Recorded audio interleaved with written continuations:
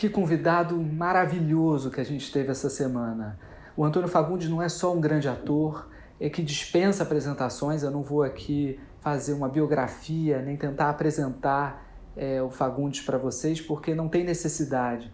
Eu vou, nessa abertura, falar um pouco do porquê que o Fagundes é um ator assim do nosso momento, é um profissional da arte que a gente faz. Ele está preocupado não só com a produção artística, mas ele leva muito a sério a importância de ser profissional naquilo que se faz, né? Então, desde o princípio, desde quando nós fomos recebidos no teatro, ele nos tratou com enorme gentileza e é uma equipe extremamente preparada e não à toa ele consegue se comunicar tão bem com o público, que é a palavra principal para o Fagundes. A gente conversou não só da experiência dele no cinema, dos filmes que ele fez e que são muito importantes, como A Compadecida, A Dama do Cine Xangai, Das Tripas Coração, entre outros filmes importantes da nossa cinematografia, mas ele também falou um pouco de literatura, até porque é um tema que é parte da vida do Fagundes e que é extremamente especial para ele. E também, claro, né, a gente falou de teatro e da relação que todas essas artes precisam ter entre elas para que o Brasil seja cada vez mais um país potente na cultura que faz e sempre fez. Outra coisa que o Fagundes ensina nessa conversa é que saber gerenciar uma produção é muito importante. Que o ator, o autor ou o diretor produzir seu próprio trabalho, investir na sua autoralidade é essencial, porque é assim que se reinventa, inclusive, a maneira de se fazer arte no Brasil. Chega de introdução, chega de falatório, vamos para a conversa. Obrigado por ter aceitado o convite, Imagina. Uma honra. E a minha primeira pergunta é relacionada ao teu início no cinema, porque eu acho que é um filme muito importante, que é pouco discutido, que é A Compadecida. Se você pudesse comentar um pouco desses bastidores, assim, de como foi estar naquele set para você. Foi uma loucura, né? Porque era o Jorge Jonas, que era o diretor, né? Ele é húngaro, né? E foi uma surpresa, porque o Suassuna não dava os direitos de filmagem para ninguém, né? E muita gente tinha pedido já os direitos de filmagem, o Suassuna não dava para ninguém, deu para o Jorge Jonas. E o Jorge conseguiu fazer uma grande produção. Na época, era uma mega produção. Tanto que, para você ter uma ideia, a Lina Bobardi fez o cenário, o Francisco Brenan fez o figurino, né? Então, era um filme com grandes nomes, né? O Armando Bogos, a Regina Duarte, o Zózimo Bulbu, Ari Toledo. Tinha uma turma, né? Uma turma muito boa. E eu tinha 20 aninhos, né? E, na época eu estava fazendo uma peça de teatro em São Paulo, que era a Primeira Feira Paulista de Opinião, que era uma peça que estava fazendo muito sucesso lá. O Jorge foi assistir, gostou do meu trabalho e me chamou para fazer o Chicó, né? Então foi uma experiência fantástica, porque a gente foi para Brejo da Madre de Deus, né? Uma cidade no interior de Pernambuco. A Lina mexeu na cidade inteira, a cenografia dela era a cidade, né? Ela pintou a cidade, reformou a cidade inteira, uma cidadezinha pequena, que aparece no filme muito bem, por sinal. E nós ficamos 3 meses lá em Brejo da Madre de Deus, filmando. Foi bem gostoso, né? E para mim foi uma experiência nova, porque eu nunca tinha feito cinema assim. Eu tinha feito quase meio amador, assim, com amigos, aquela coisa, amigo que, vamos fazer um filminho, então fazia um filminho, mas assim, profissional, foi meu primeiro filme profissional. Sim, e é muito legal isso também, porque eu estava conversando com o Daniel Filho essa semana, e ele me falou que na época da TV Tupi era você usar uma câmera para 2 programas, assim, no ao vivo, né? E como é que foi essa experiência também tua na TV Tupi, assim, o que você tirou de prática desse período, né? A Tupi tinha uma coisa muito gostosa que era quase uma família, né? Então, era uma empresa grande, porque, na verdade, foi a primeira grande rede nacional de televisão. Até a Globo ainda não existia como a gente conhece hoje, e a Tupi já tinha uma rede nacional, né? Então, a gente já era conhecido, digamos assim, nacionalmente através das novelas da Tupi. Mas mesmo assim, ela funcionava como uma família, então tinha uma coisa muito bonita, interna, assim, da relação entre as pessoas e tal. Agora, as condições de gravação eram terríveis, né? Porque os estúdios não tinham ar-condicionado, né? as câmeras, aquelas câmeras monstruosas, a gente não tinha o equipamento que a Globo depois, quando a Globo chegou, tinha que era quase tudo portátil, né? Então, quase não cabiam as câmeras no estúdio, né? Então, era bem difícil de gravar, mas a gente tinha não sei o que era, um know-how, não sei se uma vontade de fazer tão grande, que a gente gravava muitas cenas. Eu me lembro de ter gravado 90 cenas num dia do Machão, por exemplo, né? A gente gravava muito rapidamente, né? Então, para mim, foi um aprendizado fabuloso, que eu sempre quis fazer televisão, demorei a começar a fazer. Eu comecei a fazer televisão só uns 10 anos depois que eu tinha me profissionalizado, e foi assim um aprendizado extraordinário, né? Porque nessas condições, na falta de condições, né, a gente acabou se esmerando, né, no fazer televisão, né?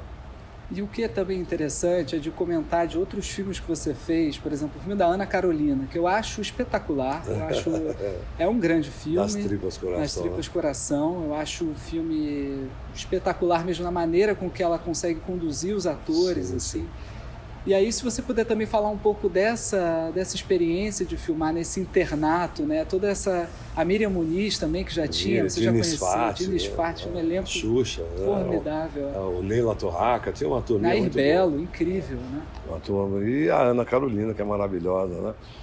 Eu sempre gostei, se você pegar e der uma analisada no meu currículo, tanto na televisão, quanto no cinema, quanto no teatro, eu sempre procurei não me especializar. Quer dizer, eu sempre procurei não ter uma marca.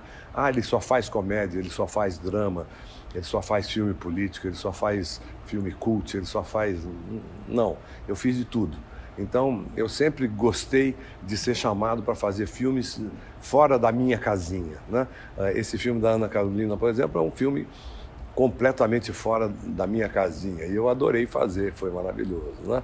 Então, eu sempre busquei fazer coisas bem diferentes. E aí eu acho que nesse sentido que o meu aprendizado ficou maior, né? Ficou mais gostoso, porque eu comecei a me perceber diferentemente em todos os veículos, e isso me dá muito prazer, né? O texto também chama muita atenção para você, né? Sim. A escolha da palavra, assim. Sim, claro. E essa direção de atores, assim, por exemplo, do Neville de Almeida, nos Sete Gatinhos, que eu acho que é um filme também super importante, né? Como é que também essa direção dele contou também muito para alcançar essas imagens que ele conseguiu fazer com o filme, assim, né? Adaptar Nelson Rodrigues. Você sabe que eu acho que tem uma coisa que o diretor tem, que é fabuloso, que é na escalação. A própria escalação já é uma direção, né? Se você escala certo, se você escala o ator certo para o personagem certo, você tem seguramente 80% do trabalho já resolvido. Você não tem que fazer muita coisa no set, né? Porque você já chamou aquele ator, porque você sabe que ele vai ter um entendimento bom daquele personagem. Então, você vai criar um pouquinho só junto com ele, junto com o cenário, com o figurino, com a locação e tal, mas é pouco, porque os 80% já estão determinados. Então, eu acho que todos esses filmes que a gente falou aí tiveram essa previsão, né, na escalação, e que já foi uma direção, né? Sem dúvida, né? Eu acho que o grande trabalho também é reunir atores que contracenem de igual nível, assim, né? Formar um conjunto harmônico, né? Sim. Exatamente. E me interessa muito saber também, você como produtor, né? Porque a gente sabe como é difícil montar montar um elenco e montar um espetáculo, né? Sim. Aqui mesmo você está com um espetáculo montado e você todo dia chega para montar. Como é que é esse teu processo de produção, assim? Quais são as etapas que você toma como produtor para além de escolher o texto e ter um repertório artístico? Escolher o texto eu acho que é o mais complicado de tudo, porque às vezes eu levo anos para escolher um texto, né? Eu, por exemplo, já estou há 5 anos procurando o meu próximo espetáculo, né? Isso não quer dizer que não existam textos bons para serem montados, existem. Mas é aquela coisa, eu quero texto bom para ser montado no momento que ele precisa ser montado, com coisas que eu quero dizer naquele momento para a nossa plateia. Então, é um xadrez aí que você tem que armar, e é claro que eu li aí pelo menos uns 30, 40 textos bons, mas eu continuo lendo porque ainda não é aquele que eu falo assim, é esse, né? É esse que eu quero agora para esse momento. Então, eu acho que o mais difícil é você encontrar esse texto. Uma vez encontrado esse texto, aí tem outras dificuldades, naturalmente. Tem a dificuldade da produção, do quanto você pode gastar, do quanto você quer gastar, do quanto você acha que deve gastar naquela produção.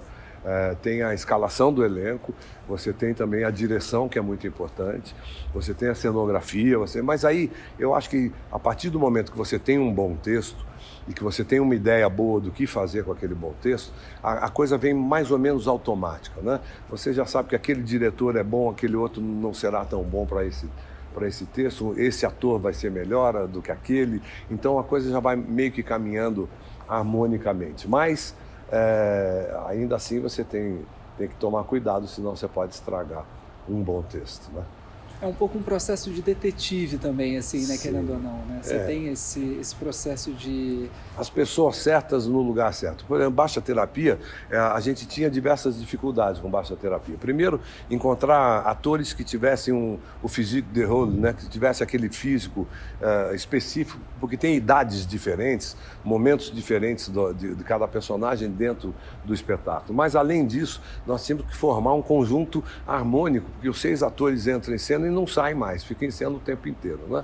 E a gente acabou provando que nós conseguimos tudo isso. Nós estamos já desde 2017 em cartaz e já fizemos 518 espetáculos e o espetáculo continua fresco, né? Então, isso foi um dos acertos de baixa terapia, né? Um acerto também que eu tenho que falar, porque eu vi o espetáculo, é a Ilana Kaplan. Sim, perfeito. Que eu acho que é uma atriz formidável antes de tudo, mas que tem um domínio da comédia, assim.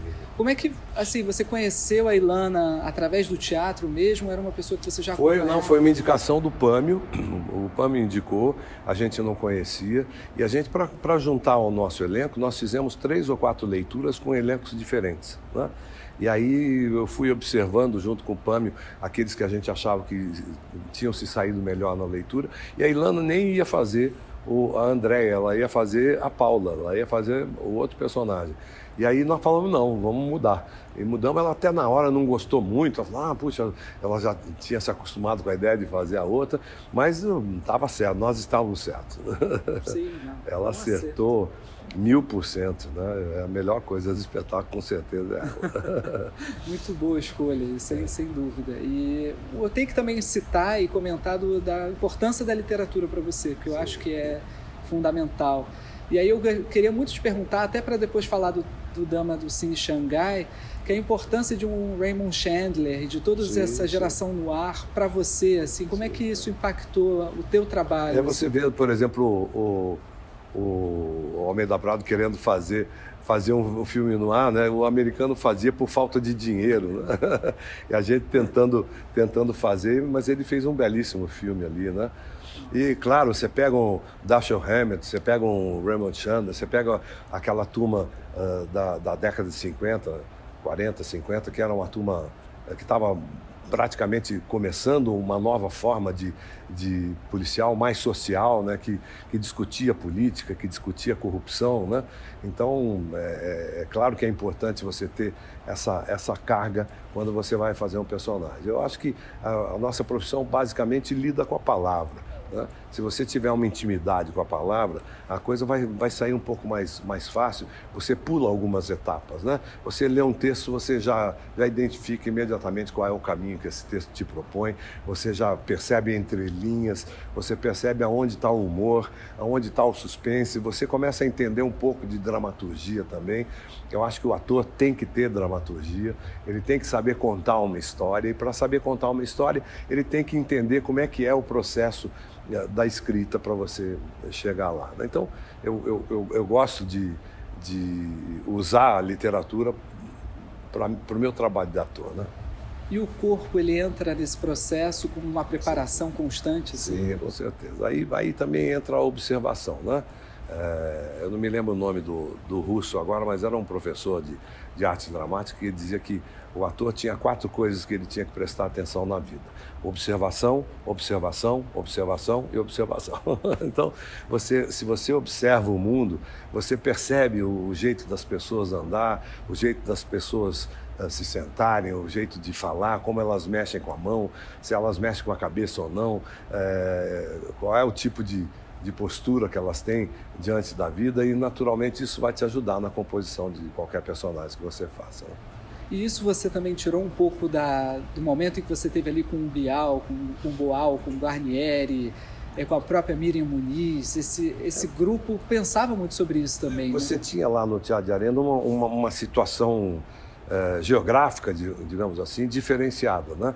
Você tinha público em 360 graus. Isso quer dizer que você tinha que estar fisicamente e também vocalmente presente em 360 graus, né? Que é diferente de você usar a quarta parede para se relacionar, como é normalmente no palco italiano, né? Então, isso queria dizer também que você não podia mentir em nenhum momento, porque para onde você estivesse olhando, tinha gente olhando para você. Então você tinha que estar presente, digamos, dentro do seu personagem durante todo o decorrer da peça. E isso daí criou, naturalmente, uma forma diferenciada de interpretação, né? Não tinha mentira. Então a nossa busca lá dentro sempre foi a busca da verdade do personagem. Naturalmente, a partir dessa busca, você aprofundava muito mais, né? E tem essa dinâmica com o público, né? O público traz para você, né? E você busca esse contato com o público. E esse contato era nessa distância, né? Você estava a 1 metro do público, né? Então, era muito íntimo, né? O público podia sentir o seu cheiro, se ele quisesse, né? Então, era realmente uma forma diferenciada de interpretar, e que eu carrego pro resto da minha vida. Eu tenho certeza que para onde o público olhar, eu estou lá inteiro. É importante, é fundamental, até porque esse diálogo que você faz com o público também me parece que é um pouco essa tentativa de saber o que ele tem para te dizer, né? Você é uma pessoa que se preocupa muito com esse olhar do público. Eu acho que tem que ter comunicação, né? A gente entendeu mal uma série de teorias de teatro aí, a começar pelo Brecht, né? O Brecht dizia que tinha que ter entretenimento. Não sei por que a gente monta Brecht chato no Brasil, né? Porque não é. O Brecht não queria isso. Se você não entreter o público, se você não divertir o público, se você não se comunicar com o público, você não passa nenhuma mensagem para ele. Ele está com sono, ele está chateado, ele quer ir embora. Então, você não consegue fazer nada. A partir do momento que você se comunicou, a partir do momento que você tocou esse público de alguma forma, que seja até pela indignação, você está comunicando, você pode falar o que você quiser para ele, que ele vai receber essa mensagem. Então, algumas pessoas dizem assim, o Fagundes é um comunicador, sou, com muito orgulho. Né, porque é isso que conecta o público também, né? O público se conecta se você consegue dar alguma mensagem. Você está falando para ele está entendendo o que você está falando, está chegando junto com você. E esse também é um dos trabalhos que eu tenho quando eu escolho um texto. Às vezes eu escolho textos que eu percebo que eles podem ser difíceis nessa tentativa de comunicação com a plateia, mas aí se eu percebo que tem uma forma de eu fazer com que o espetáculo não seja tão difícil assim, eu monto esse texto. Eu já montei Roland Barthes, quer dizer, eu montei fragmentos de um discurso amoroso com texto de semiologia, eu não mexi numa palavra do Roland Barthes, e nós tivemos 200 mil espectadores. Então, eu descobri uma chave dentro do espetáculo com que eu me comunicava com a plateia, mesmo com um texto muito difícil de ler, imagine de ouvir, né? Então, é possível. E é sempre um caminho também de encenação. E me interessa saber também desse teu trabalho mais corporal, assim. Você já fez de tudo, né? Você já foi Deus, já ficou no topo de uma torre, assim. Você já fez cena de luta no próprio Dama do Cine Xangai. Como é que foram essas preparações, às vezes, por exemplo, com cena de ação, né? Ou com cena... Você sabe que aqui no Brasil a gente não tem muito, não, né? O ator tem que se virar realmente no set na hora, né? Já me machuquei muito por causa disso, né? Porque a gente chega completamente despreparados, né? Eu me lembro de ter me preparado mesmo para fazer alguma coisa em 2 espetáculos na minha vida, que foi o Cyrano de Bergerac, que eu tinha uma luta de espadas, onde eu falava um poema enquanto eu duelava, então eu tinha que ter um domínio perfeito dessa luta, e uma outra que foi o Macbeth, que tinha uma luta final também, e eu posso garantir a você que eu me arrebentei nas duas, né? Porque as peças ficaram 2 anos em cartaz e a gente não tinha nenhum preparo físico para isso, né? Então foi complicado, mas o espetáculo saiu bem. Essa era a época que ficava de quarta a domingo, assim, vocês ficavam de quarta a domingo? Ficava de quarta a domingo. Na época do Macbeth também, nós fizemos de quarta a domingo.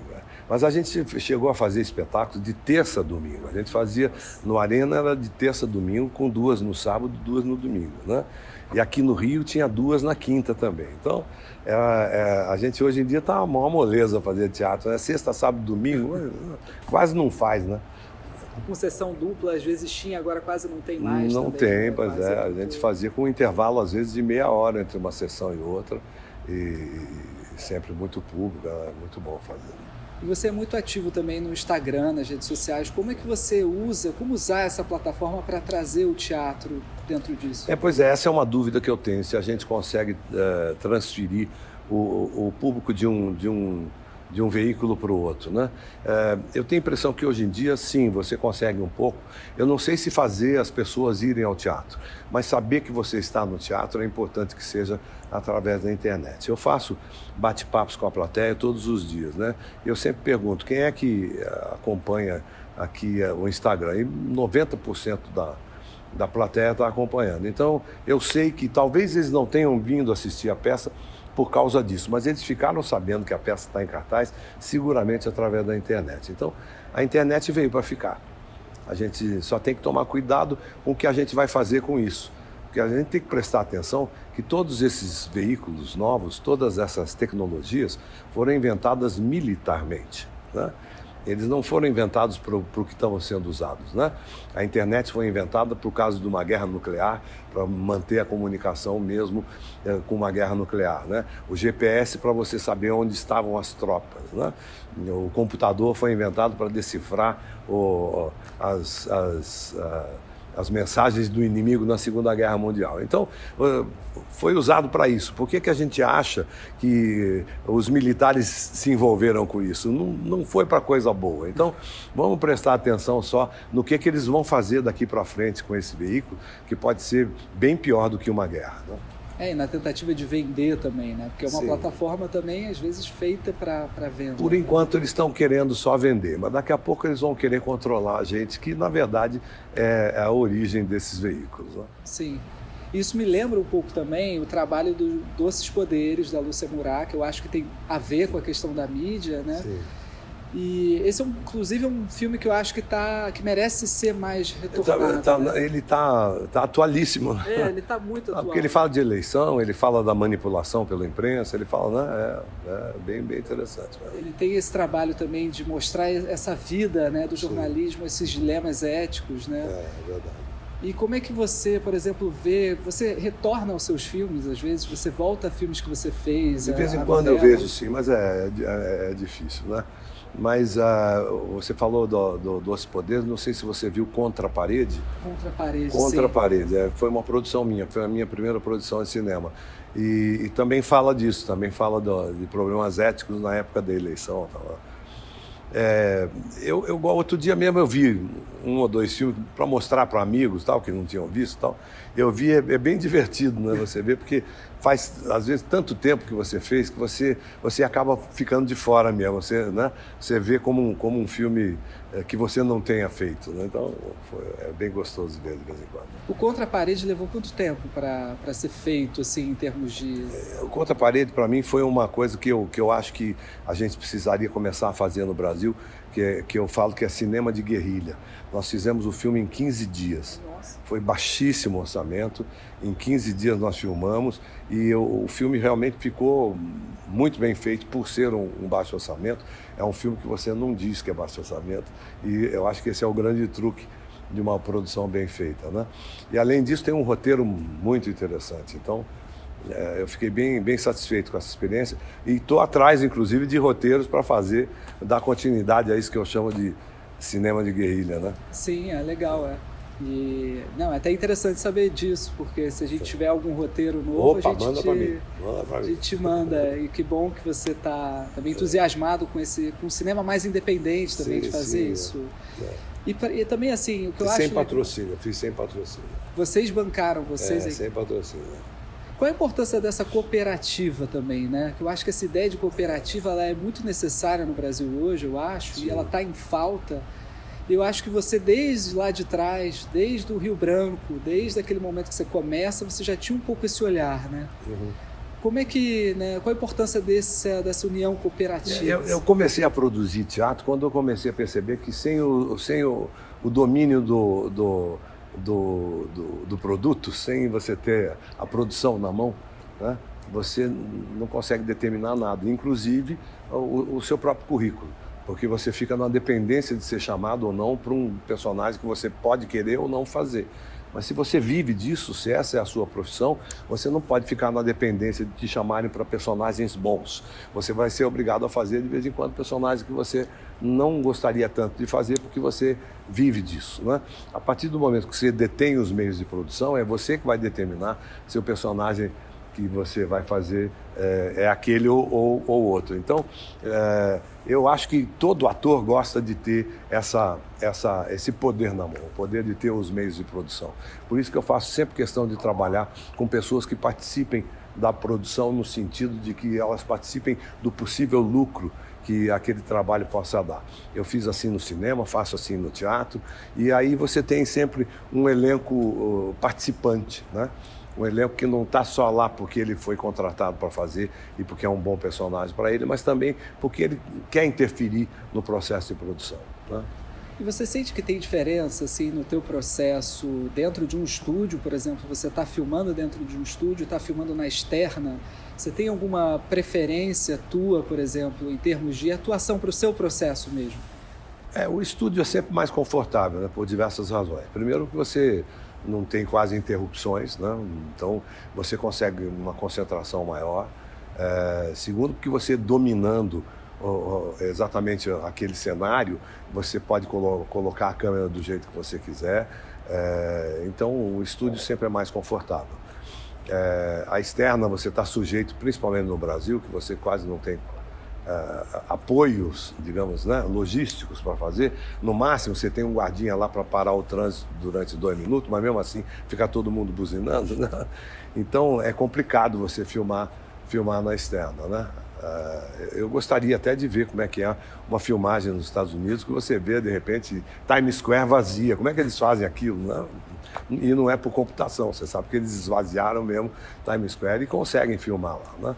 Então, talvez para o americano, para o europeu, a externa não seja tão problemática quanto é para a gente, né? E também contracenar com figurantes, né? Eu acho que eles têm uma relação também da figuração, que você, quando é para lotar a rua, eles lotam com gente da figuração. E você vê que a figuração lá é extremamente profissional, Sim. Né? Ele não é uma pessoa que está passando que você dá um cachezinho para ele ficar lá. Não, ele é um ator, né? Todos aqueles 100 figurantes que estão lá, se você olhar no olhar de cada um deles, você vai ver que cada um está com um personagem, né? Aqui no Brasil você corre o risco de ver um ou outro olhando para a câmera, dando tchauzinho, né? Aproveitam aquele momento ali, Aproveita né? ali. E essa sensação também tua, por exemplo, eu acho legal o Dama, do Cine Xangai, eu acho que tem uma das aberturas que eu acho mais fascinantes, assim, do cinema brasileiro mais próximo do contemporâneo. E é bacana que tem toda aquela movimentação tua no cinema, né? De filmar dentro do cinema. Sim. E aí, se você puder comentar um pouco como foi, porque o Guilherme fala que foi um filme assim também muito de filmar em locação, né? Filmamos quase toda em locação, né? Eu acho que não teve estúdio, não. Que eu me lembro, não teve estúdio, não, foi só em locação.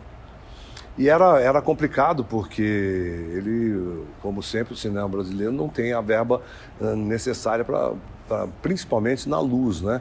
Porque ele estava querendo reproduzir exatamente aquele universo no ar e para isso, para reproduzir, a gente precisa ter condições, né? Ao contrário do que o americano fez, o americano só iluminava metade porque ele não tinha como iluminar a outra metade. O Guilherme queria iluminar como o americano fazia. Então, eu percebia que ele queria uma profundidade que às vezes não tinha condições de fazer, né? E que às vezes ele conseguia a profundidade, mas aí faltava para o close, né? Foi um xadrez, eu acho, bem difícil para ele resolver, mas ele resolveu lindamente. É um belo filme. Sim, e é legal também mencionar que Deus ainda é brasileiro, vai sair em breve, né? Você agora retorna com o personagem que você fez no Deus é Brasileiro. E aí eu queria saber um pouco como é essa... Porque aí você teve um hiato, né? Um projeto que a continuação demorou para sair, 20 anos. Como é que é isso, né? De voltar a ser Deus, assim, né? Eu não sei nem se o Kaká tinha ideia de fazer uma continuidade, né, do filme, mas de qualquer forma foi muito divertido, porque eu quis preservar o mesmo frescor do Deus anterior 20 anos depois, né? Eu acho que eu consegui, sim. Eu acho que a gente conseguiu fazer um filme tão interessante quanto o primeiro. E o Kaká é um mestre, né? O Kaká é fabuloso.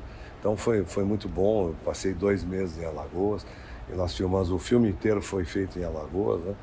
Eu tenho a impressão que vai sair no fim desse ano, no começo do ano que vem, né? O primeiro também foi em Alagoas? O primeiro teve algumas cenas em Alagoas, mas aí nós corremos mais.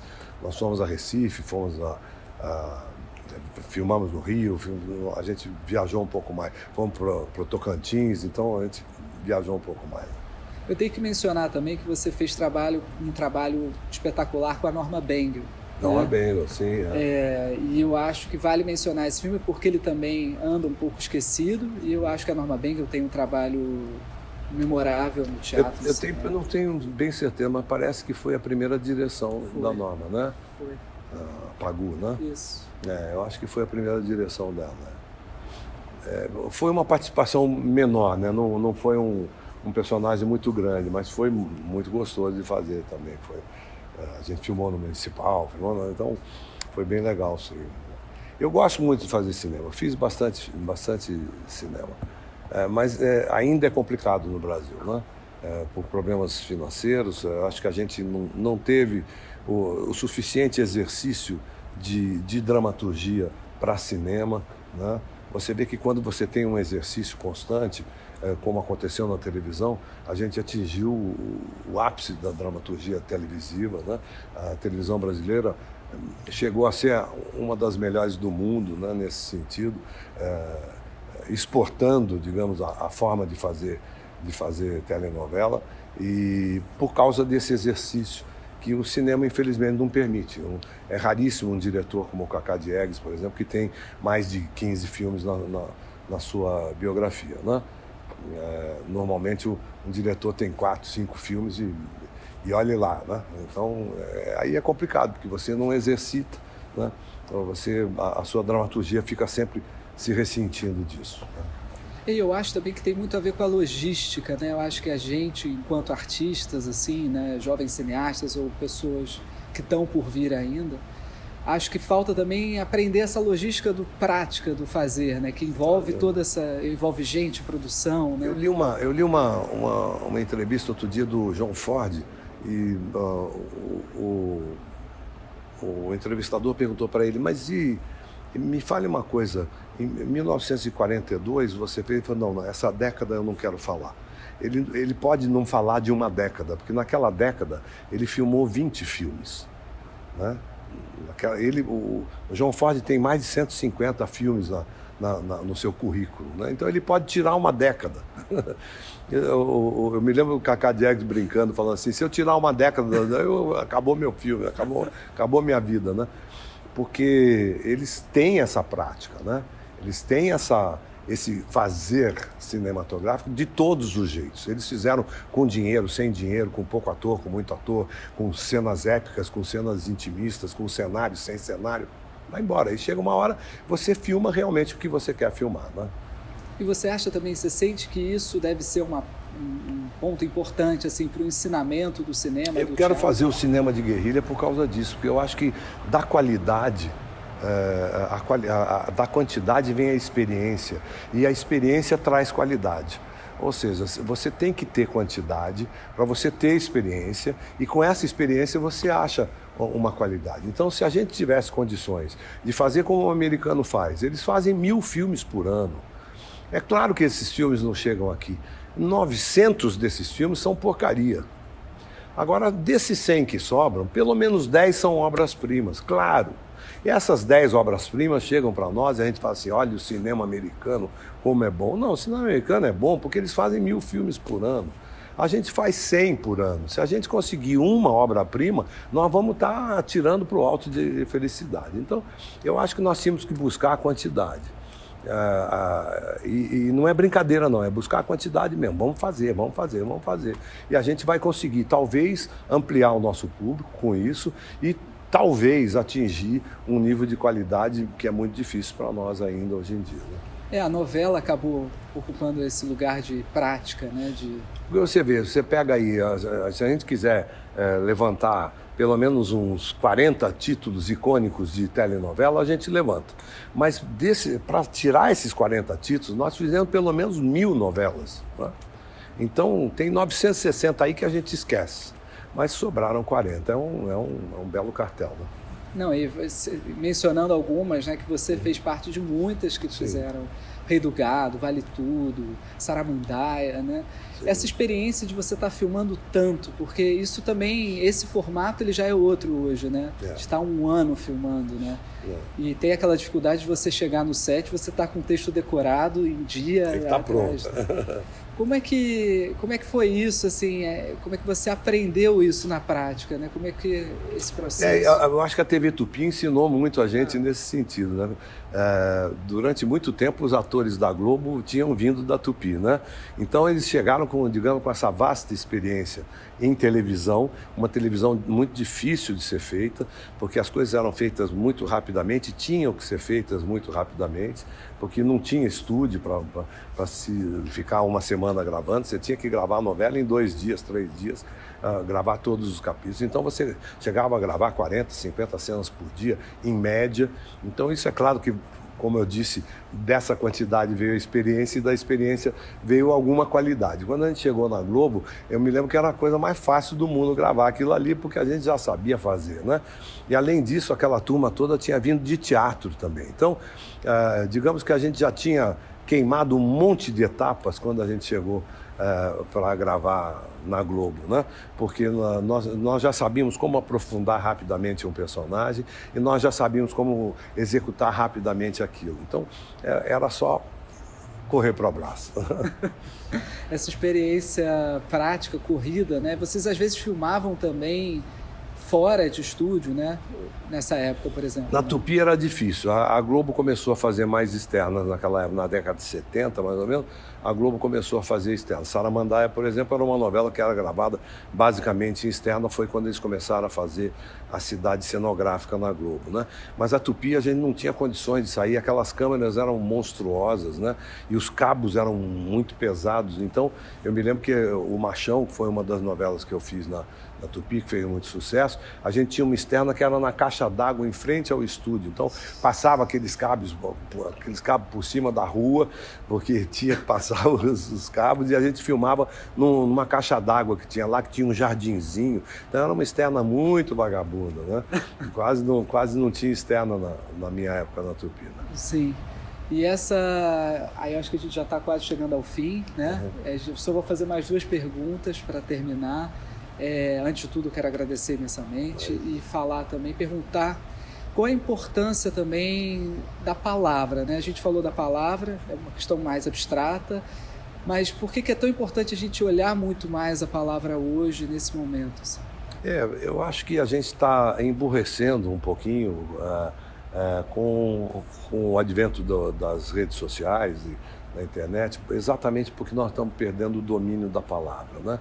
Se você não tem o uso da palavra, se você não tem o domínio da palavra, você não consegue elaborar grandes pensamentos. E naturalmente, se você não elabora grandes pensamentos, a tendência é que você não se comunique mais. Você vai ficar só mandando beijinhos e emojis e dedinhos e outras coisas, e isso, infelizmente, não tem nenhuma discussão que você possa aprofundar através desses símbolos, né? O símbolo que a palavra traz é muito mais potente, né? E eu acho que a gente tinha que começar a prestar atenção nisso, mas isso passa pela educação. Então, nós temos que lutar para que o Estado brasileiro se preocupe com a educação e não governos, né? Que isso seja uma política de Estado, que a educação seja boa, para que a gente não perca a possibilidade de se comunicar, principalmente através da palavra.